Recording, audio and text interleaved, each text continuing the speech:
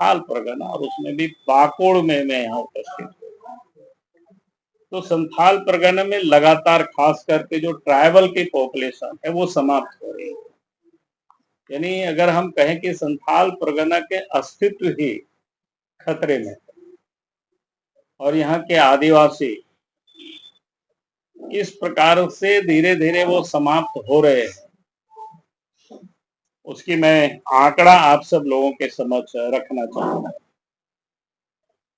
और मैंने इसलिए इस बात को कह रहा हूं कि यह आंकड़ा कोई बीजेपी ने तैयार किया ऐसा नहीं है, कोई बाबूलाल मरांडी ने तैयार किया ऐसा नहीं है। आंकड़ा सेंसस का है। भारत सरकार प्रत्येक 10 वर्षों में सेंसस करती है, उसकी आंकड़ा है।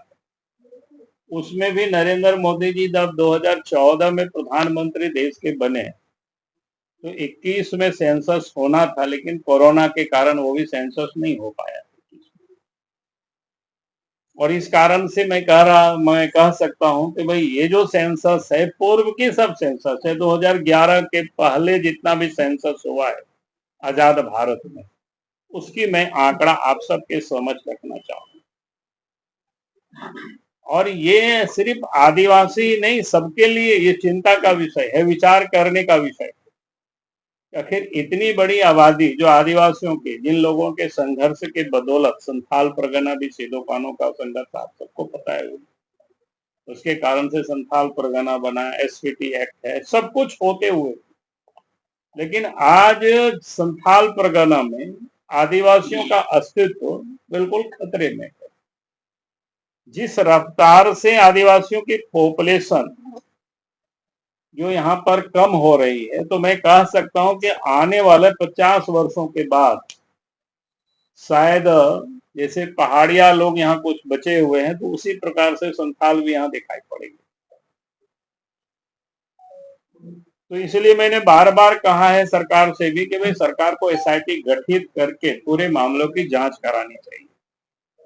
आखिर ये जो आदिवासी पॉपुलेशन है कैसे गायब हो गया, कहाँ चला गया, कैसे ये समाप्त हो रहा है, कैसे इनकी पॉपुलेशन कम हो रही है,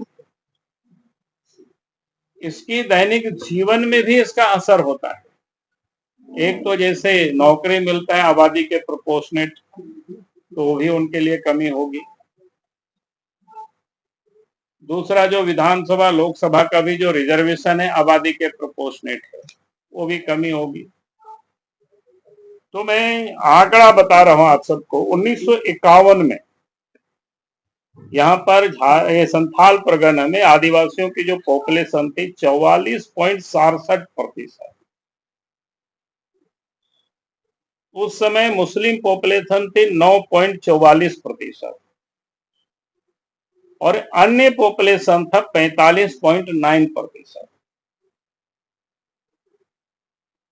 1951 के बाद दूसरा जो सेंसस हुआ 1961, प्रत्येक 10 साल होता है, आप सबको पता ही है। आदिवासियों की पॉपुलेशन 44.67 से घट करके 38.24% आ गया, यानी घटा, नीचे उतरा। मुस्लिम पॉपुलेशन 9.44 से बढ़ करके 13.77% हुआ और अदर जो पॉपुलेशन है वो 48.0 उसके बाद 1971 में जनगणना होता है। 1971 में आदिवासियों की पॉपुलेशन में फिर गिरावट आई तो 36.22%। मुस्लिम की आबादी 14.62%, अन्य की आबादी 49.2%। उसके बाद 1981 में फिर सेंसस हुआ तो ट्राइबल की पॉपुलेशन थोड़ा इजाफा हुआ 36.80% और मुस्लिम की आबादी 16.44%। अन्य की आबादी में थोड़ी सी कमी आई है, फिर 46.8%। 81 के बाद फिर 91 में पॉपुलेशन जनगणना होता है तो 91 में आदिवासियों की पॉपुलेशन की फिर गिरावट दर्ज की गई 31.89%। मुस्लिम की आबादी 18.25%। और अन्य की आबादी 49.9%। उसके बाद 2001 में सेंसस होता है तो आदिवासियों की आबादी 29.90%, मुस्लिम की आबादी 20.59% और अन्य की आबादी 5%।